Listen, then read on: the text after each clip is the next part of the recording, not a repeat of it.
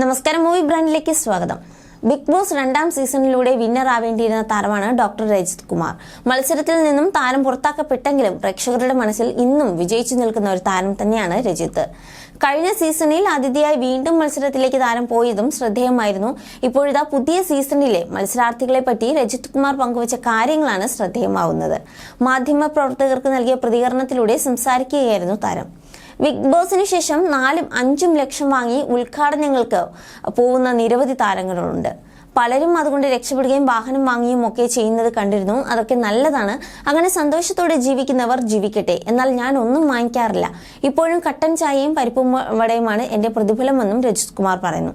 അതേസമയം പുതിയ ബിഗ് ബോസിനെ പറ്റിയും താരം സംസാരിച്ചിരുന്നു. ഈ സീസണിൽ ഇതുവരെയുള്ള പ്രകടനം മുന്നോട്ട് വെച്ച് നിൽക്കുന്നത് രതീഷാണ്. വേറെ ആരുടെയും പേര് പറയാനില്ല. മാത്രമല്ല, ഇത്തവണ കപ്പടിക്കാൻ സാധ്യതയുള്ള മത്സരാർത്ഥി ആരാണെന്ന് പറയാൻ ഇപ്പോൾ പറ്റില്ല. വരും ദിവസങ്ങളിൽ അത് മനസ്സിലാക്കാൻ സാധിച്ചേക്കാം.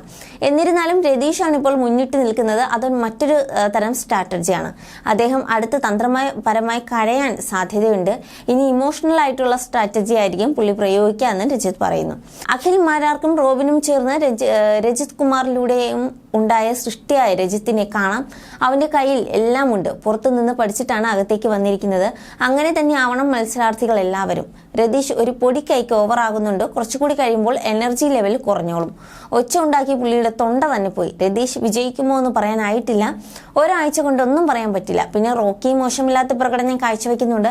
ഇവർ രണ്ടുപേരും ഒറ്റയ്ക്കാണ് കളിക്കുന്നത്. ഗ്രൂപ്പിൽ നിൽക്കുമ്പോഴും ഒറ്റയ്ക്കാണെന്നതാണ് അവരെ ഇഷ്ടപ്പെടാൻ കാരണം. ബാക്കി എല്ലാവരും ഗ്രൂപ്പ് കളിയാണ്. ഞാൻ ബിഗ് ബോസിലെടുത്ത സ്ട്രാറ്റജിയാണ് രതീഷും എടുത്തതെന്ന ആരോപണം ഉണ്ടായിരുന്നു. എന്നാൽ പുള്ളിയെ പോലെ ബഹളം ഉണ്ടാക്കുകയൊന്നും ഞാൻ ചെയ്തിട്ടില്ല. മാത്രമല്ല, എല്ലാവരോടും സൗഹൃദം സ്ഥാപിക്കാൻ ശ്രമിച്ചെങ്കിലും ആരും എന്നെ കൂടെ കൂട്ടാത്ത മാറ്റി നിർത്തുകയാണ് ചെയ്തത്. എന്നെ ഒരു സംശയദൃഷ്ടിയോടെയാണ് എല്ലാവരും കണ്ടത്. എന്നാൽ ഈ സീസൺ കുഴപ്പമില്ല. മത്സരാർത്ഥികളെല്ലാം എനർജിയോടെ കളിക്കുന്നുണ്ട്. ജാസ്മിനെ കുറിച്ചുള്ള ചോദ്യത്തിന് അടുത്ത സ്റ്റെപ്പ് മിക്കവാറും കെട്ടിപ്പിടുത്തമായിരിക്കും. അത് കഴിഞ്ഞിട്ട് ഉമ്മ വെക്കലുമായിരിക്കും. പ്രണയം വർക്കാവാൻ ഒരു സാധ്യതയുമില്ല. ഒന്നാം സീസണിൽ പരിശുദ്ധമായൊരു പ്രണയമുണ്ടായി.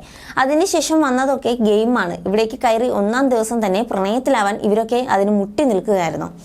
അതല്ലെങ്കിൽ റോക്കി പറഞ്ഞതുപോലെ പുറത്തു നിന്ന് പ്ലാൻ ചെയ്തിട്ട് സെറ്റായിട്ട് വന്നതായിരിക്കും. റോക്കി 7000 സ്ക്വയർ ഫീറ്റ് വീട് വെച്ചിട്ടുണ്ടെങ്കിൽ അത് മാടിനെ പോലെ പണിയെടുത്തിട്ടാണ്, അല്ലാതെ മില്യൺ കണക്കിന് ഫോളോവേഴ്സ് ഉള്ളത് കൊണ്ടല്ല. പിന്നെ അവന്റെ ഹെയർ സ്റ്റൈലും മറ്റുമൊക്കെ കണ്ടിട്ട് പലർക്കും അവനെ ഇഷ്ടപ്പെട്ടെന്ന് വരില്ല.